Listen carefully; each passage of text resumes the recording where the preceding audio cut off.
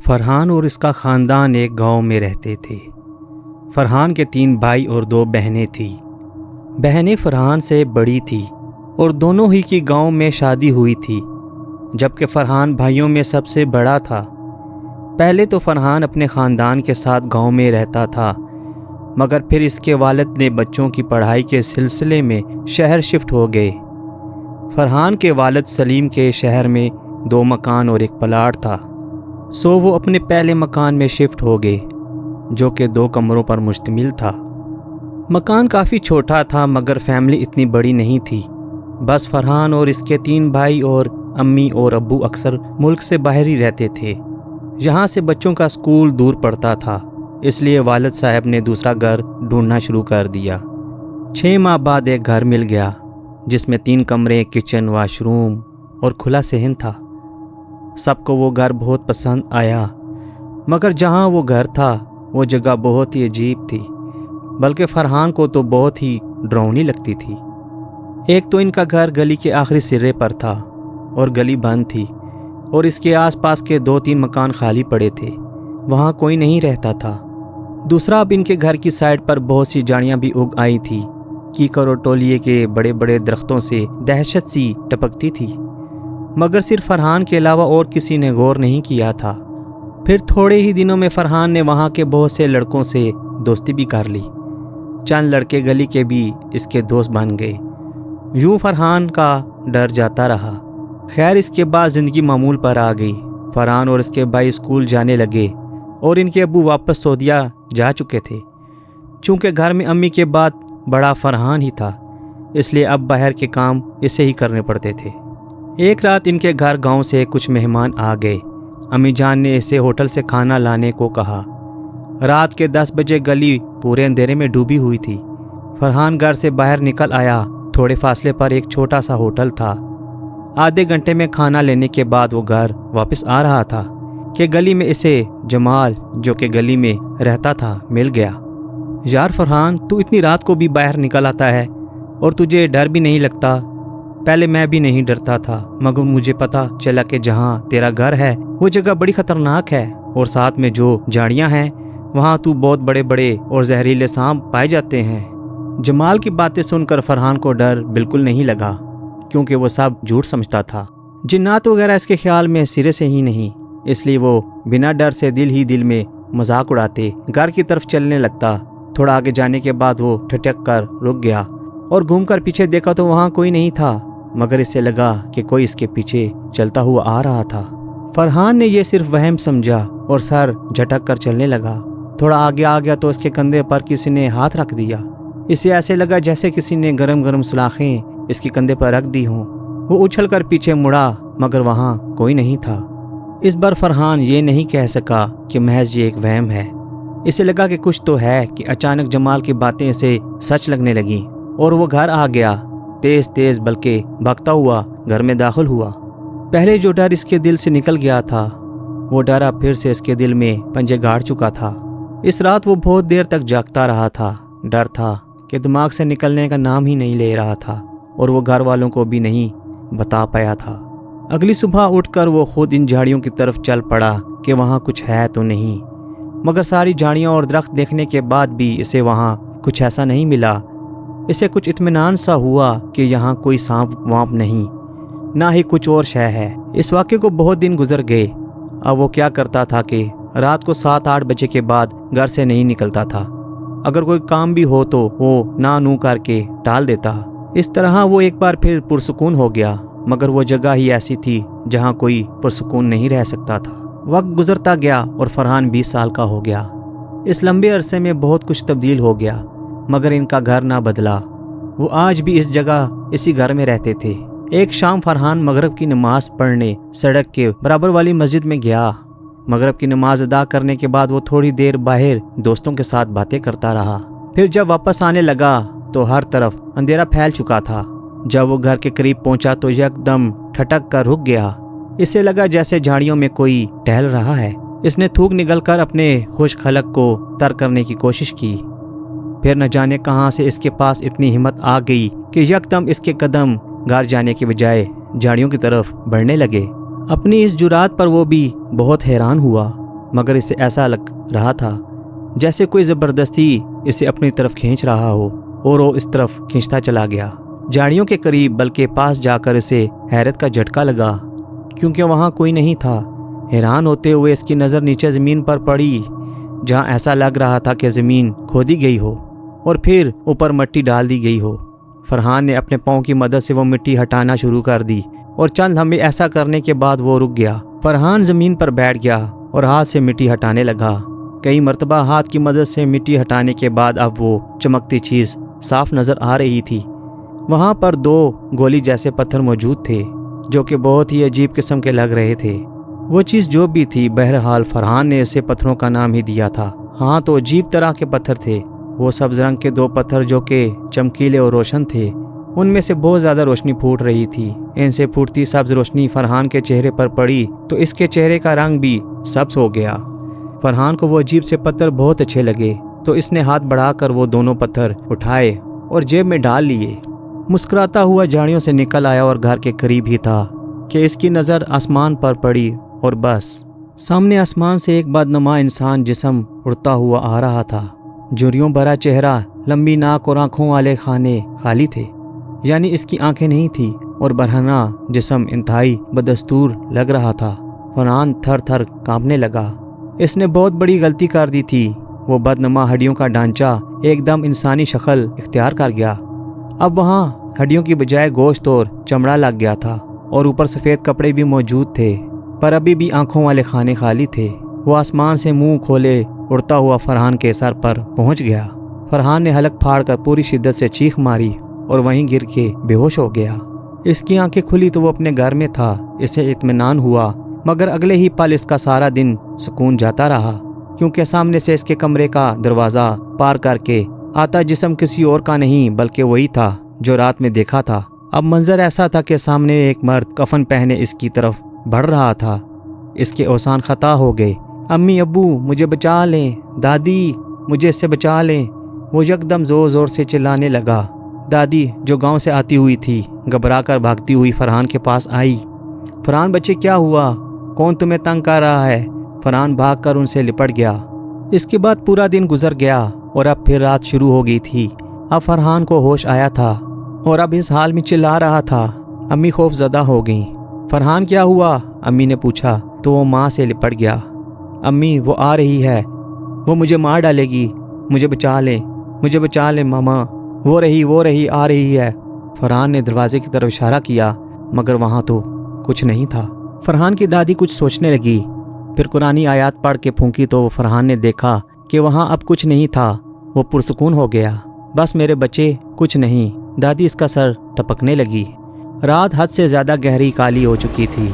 ऊपर लहराते काले बादल चांद को अपने अंदर छुपा कर चांदनी को मदहम करने की कोशिश कर रहे थे कि दूर कहीं ज़ोर से बिजली कड़की और खामोश हो गई। अब के बार आसमान और एक रोशन टेढ़ी मेढ़ी लकीर लहराई थी और आसमान में गुम हो गई। मौसम के तेवर ख़तरनाक हद तक बिगड़े हुए थे। फरहान को ऐसे मौसम बहुत खौफजदा करते थे। रात के 12 बज चुके थे, मगर फरहान को नींद नहीं आ रही थी। आजकल बहुत ही अजीब से वाक़यात पेश आ रहे थे।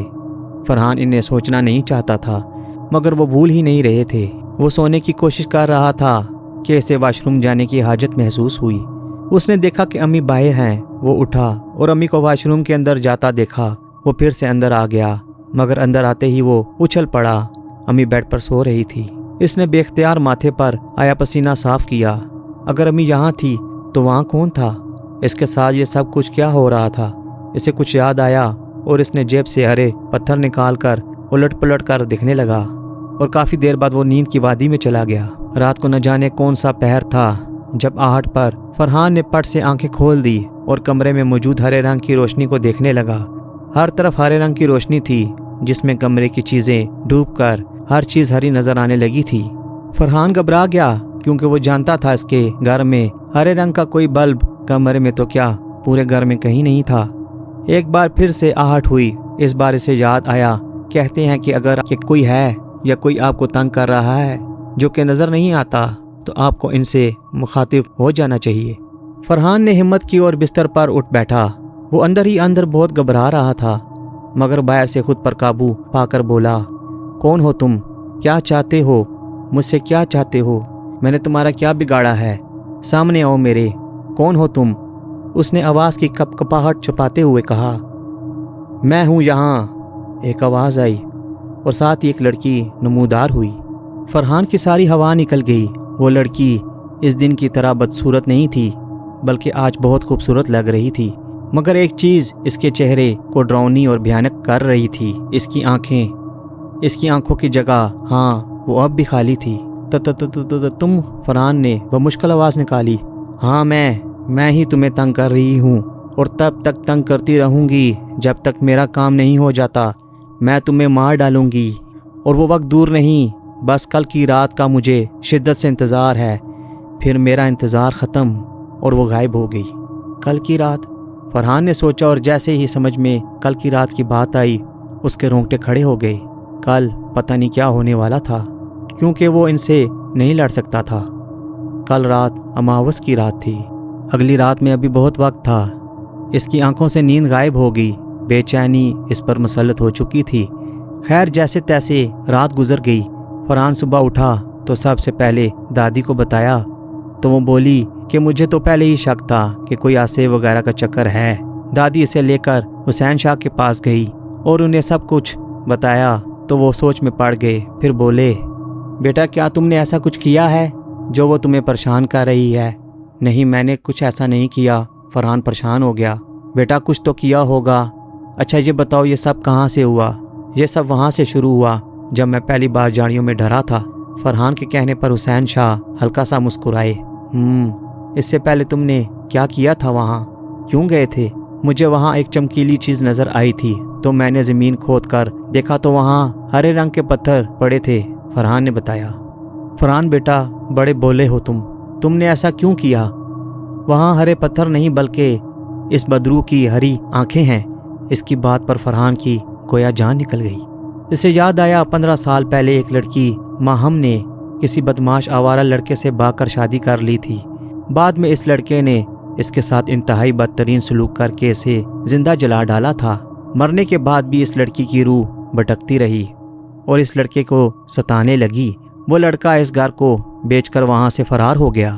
پھر جو بھی آیا اس گھر میں ٹھہر نہ سکا یا پھر زندہ نہ بچا۔ پھر ایک شخص نے فرحان کے والد صاحب کو وہ مکان بیچ ڈالا۔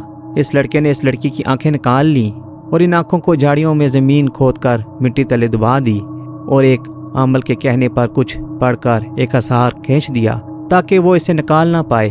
پھر بعد میں پتہ چلا کہ ماہم کی روح اس دنیا سے نہیں گئی بلکہ وہ ابھی بھی یہیں بھٹکتی پھرتی ہے۔ حسین شاہ نے بتایا جو بھی اس گھر میں رہنے آیا وہ اسے اپنی آنکھیں نکالنے پر اکساتی رہی، اور جب کوئی اس کی بات نہ مانتا تو اسے مار دیتی۔ حسین شاہ کہتے کہتے چپ ہو گئے۔ فرحان کے چہرے پر خوف کے سائے لہرا گئے۔ پھر حسین شاہ مسکراتے ہوئے بولے، پریشان مت ہو، یہ دنیا روحوں کی نہیں ہے، اپنی دنیا میں جانا پڑتا ہے اور اسے بھی ضرور جانا ہوگا۔ آج شام کو ہی میں تمہارے گھر آؤں گا اور پھر وہیں اس بدروح کو ختم کرنا ہوگا، ورنہ دیر ہوگی تو وہ تمہیں ضرور مار ڈالے گی۔ پر یہ کیسے ہوگا؟ فرحان نے الجھ کر حسین شاہ کو دیکھا۔ ضرور ہوگا، وہ بدروح تم سے اپنی آنکھیں لے کر بہت خوش ہوگی اور اسے تمہارا دھیان تھوڑی دیر نہیں آئے گا، اسی دوران اسے ختم کرنا پڑے گا۔ قرآن مجید میں اس کا بھی حل موجود ہے، وہ تمہارا کچھ نہیں بگاڑ سکتی۔ تم قرآنی آیات پڑھتے رہنا، اور ایک تعویذ بھی تمہیں دوں گا جس سے وہ تمہیں چھو نہیں سکے گی۔ حسین شاہ کی باتیں سن کر فرحان خوش ہو گیا۔ اسی شام حسین شاہ فرحان کے گھر تشریف لائے۔ فرحان کے لیے فرحان کی امی بہت ہی پریشان تھی کہ جوان بیٹے پر آصف کا سایہ پڑا تھا۔ حسین شاہ نے فرحان کے بازو پر ایک تعویذ باندھا اور پانی پڑھ کر اس پر ہلکے ہلکے چھینٹے مارے، اور فرحان آیت الکرسی کا ورد کرتا رہا۔ پھر حسین شاہ نے آنکھیں بند کر لیں اور اس بدروح کو بلانے کے لیے کچھ پڑھنے لگا۔ کچھ دیر میں تیز ہوائیں چلنا شروع ہوئی اور ایک تیز ہری روشنی کی لکیر زمین پر پڑی۔ پھر ہرے رنگ کا دھواں جمع ہونا شروع ہوا۔ اس کے بعد ایک ہیولا نمودار ہوا۔ پھر ہیولے نے ایک شکل اختیار کر لی، یہی وہ بدروح تھی۔ فرحان تو گویا تھر تھر کانپنے لگا۔ اس بدروح کو دیکھ کر ایسا لگ رہا تھا جیسے وہ بہت اذیت میں ہو۔ مجھے یہاں بلا کر کس نے اپنی موت کو آواز دی ہے؟ وہ خون خوار لہجے میں دہاڑی۔ جواباً حسین شاہ غصے میں آ گئے۔ موت دینے والی تو کون ہوتی ہے؟ اور یہ دنیا تیری نہیں ہے، اس لیے تو شرافت سے یہاں سے چلی جا، वरना क्या? वो फिर दाढ़ी। हुसैन शाह ने कुछ पढ़कर इसकी तरफ फूंक मारी तो इसके इर्द गिर्द आग भड़क उठी। वरना ये, हुसैन शाह ने कहा, मगर वो फौरन वहां से गायब हो गई। सब धक से रह गए। थोड़ी देर बाद वो दूसरी जगह आकर खड़ी हुई। तू मेरा क्या बिगाड़ेगा बुड्ढे? तेरी से क्या दुश्मनी है? तेरे मुजरम अब इस दुनिया में नहीं है। इससे कोई दुश्मनी नहीं, मगर इसे मारकर, इसका खून पीकर ही मैं पहले की तरह हसीन और जवान हो सकती हूँ और मुझे आंखें मिलेंगी। वो किसी सूरत ना मानी तो हुसैन शाह ने अगला कदम उठाया। ठीक है, हम तेरी आंखें तुझे वापस करते हैं। हुसैन शाह ने दायरे में खड़े हुए फरहान की तरफ इशारा किया तो फरहान ने गहरी सांस ली। ये लो। फरहान ने दोनों आंखें इसकी तरफ बढ़ाईं तो वो वालिहाना अंदाज में बिना कुछ कहे इसकी तरफ बढ़ी। तभी हुसैन शाह ने जल्दी से इर्द गिर्द हसार खींच दिया। वो नहीं देख रही थी। जैसे ही शाह साहब ने हसार मुकम्मल किया और फरहान को इशारा किया, फरहान ने जल्दी से वो आंखें करीब जलती आग में डाल दी और वो बदरू ठटक कर रह गई। फिर जैसे ही इसे बात समझ में आई, इसकी आंखों से शोले लपकने लगे तो फरहान सहम सा गया। तुम लोगों ने मेरे साथ धोखा किया है। अब मैं किसी को नहीं छोड़ूंगी, किसी को भी नहीं। वो गुस्से से कहती जोर जोर से हाँफने लगी। शाह साहब कहने लगे, तू क्या हमें नहीं छोड़ेगी? तू अब मेरे कब्जे में है। हुसैन शाह ने गुस्से से कहा तो इस बदरू ने हसार तोड़ने की कोशिश की तो आग भड़क उठी और वो उछल कर गिर पड़ी। हुसैन शाह इत्मीनान से पढ़ते रहे। फिर हुसैन शाह ने अपने पास मौजूद पानी, जिस पर वो कुरानी आयात पढ़कर दम कर रहे थे, वो पानी अपने हाथ के चिल्लों में उठाया। पानी को इस पर छिड़क दिया। पानी का इस पर पड़ना था कि अचानक इसके गिर्द शोले लप और इसका पूरा वजूद शोलों में घर गया। वो फलक शिकाफ आवाज में चीखने लगी और फिर देखते ही देखते इसका वजूद जलकर खाकतर हो गया। इसे देखकर हुसैन शाह के मुंह से निकला, खस कम जहां पाक। फिर हुसैन शाह की आवाज़ सुनाई दी कि नौजवानों, अब सब ठीक है। उन्होंने फरहान के सर पर हाथ फेरा और मुस्कुराते हुए कहा। फरहान और इसके घर वाले हुसैन शाह का शुक्रिया अदा करते हुए ना थकते थे। इसके बाद हुसैन शाह फरहान से बोले, फरहान बेटा, कभी भी नमाज से गफलत ना बरतना। मेरी दुआ है कि अल्लाह ताला हमेशा तुम पर अपना फजलो करम रखे। और हाँ, याद आया, घर में कुरान ख्वानी ज़रूर कराना। और ये बोलकर हुसैन शाह चले गए और फरहान ने दोबारा किसी चीज़ को हाथ ना लगाने की कसम खा ली। तो प्यारे साथियों, ये थी हमारी आज की वीडियो। उम्मीद करता हूँ कि आपको पसंद आई होगी। वीडियो को लाइक करें, चैनल को सब्सक्राइब करें और अगर आपके पास भी कोई स्टोरी है तो हमें व्हाट्सएप करें। मेरा व्हाट्सएप नंबर वीडियो की डिस्क्रिप्शन में मौजूद है। आप वीडियो को रिकॉर्ड करके भेज सकते हैं या लिख के भेज सकते हैं। ठीक है, मिलते हैं अगली वीडियो में। चैनल को लाइक करें, सब्सक्राइब करें। आपसे इजाज़त चाहते हैं। मैं हूँ अदनान इलियास, आपसे इजाज़त चाहता हूँ। अस्सलामु अलैकुम। खुश रहें जहाँ भी रहें।